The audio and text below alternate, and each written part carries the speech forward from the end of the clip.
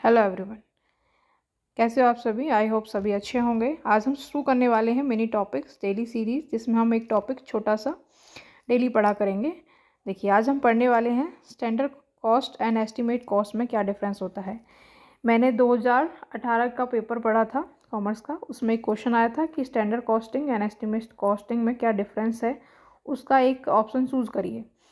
तो देखिए, इसका हम स्टडी हम डिटेल में पढ़ेंगे, तभी हमको पता चलेगा कि what is the difference between the standard cost and estimate cost.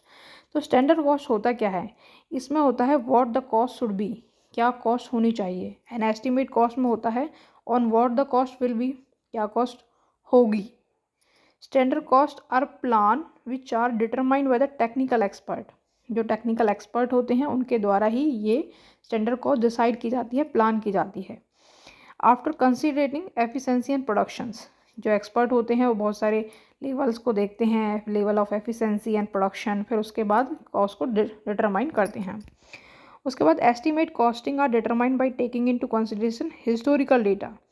इसमें हम हिस्टोरिकल डेटा को ज़्यादा देखते हैं, ठीक है जी। और उसके बाद it is used edge device for measuring the efficiency. इसे हम एफिशिएंसी मेज़र करने के लिए भी इसका यूज़ कर सकते हैं। उसके बाद it can't be use as a device, इसका हम डिवाइस की तरह यूज़ नहीं कर सकते कि इसमें हम एफिशिएंसी को डिटरमाइन कर सकें। It only determine expected cost. ये क्या डिटरमाइन करती है, एक्सपेक्टेड कॉस्ट ओनली डिटरमाइन करती है। स्टैंडर्ड कॉस्ट का पर्पज़ होता है कॉस्ट को कंट्रोल करना। एस्टिमेट डोंट, ये क्या इसका पर्पज़ होता है, इसका मतलब एस्टिमेट करना कि क्या होगी कॉस्ट।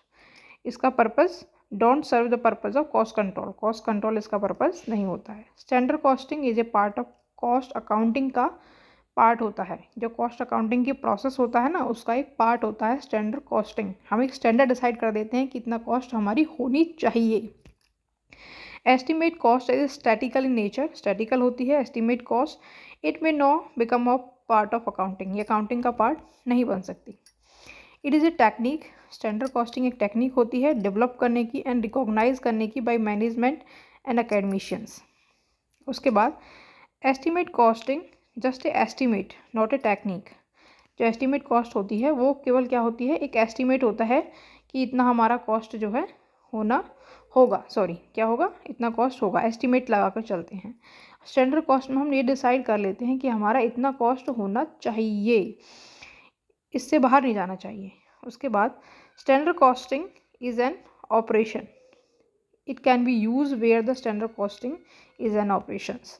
इसमें क्या कहता है, it may be use in the concern operation in the historical cost system, operating on the historical cost system. ऐसे काम जो हिस्टोरिकल कॉस्ट सिस्टम पर हो रहे हैं, केवल उसमें ही हम इसका यूज़ कर सकते हैं।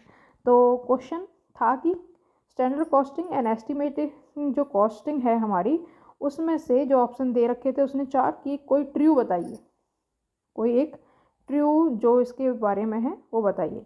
तो उसमें क्या कर रखा था, शुड भी इधर ले रखे थे एक्सपेक्टेड कॉस्ट में और विल भी इधर, एक ऑप्शन तो इधर से कट हो गया, ठीक है। वैसे इसका लास्ट, इसका जो राइट ऑप्शन था वो ये था सेकंड, इसमें कि जो स्टैंडर्ड कॉस्टिंग है वो एक्सपर्ट के द्वारा निर्धारित की जाती है, लेकिन जो एस्टिमेटिंग कॉस्टिंग होती है उसमें एक्सपर्ट की कोई ज़रूरत नहीं होती, वो हिस्टोरिकल डेटा पर होती है। चलिए, आई होप आपको अच्छा लगा होगा। Thank you so much. मिलते हैं नेक्स्ट मिनी टॉपिक्स में। Thank you so much.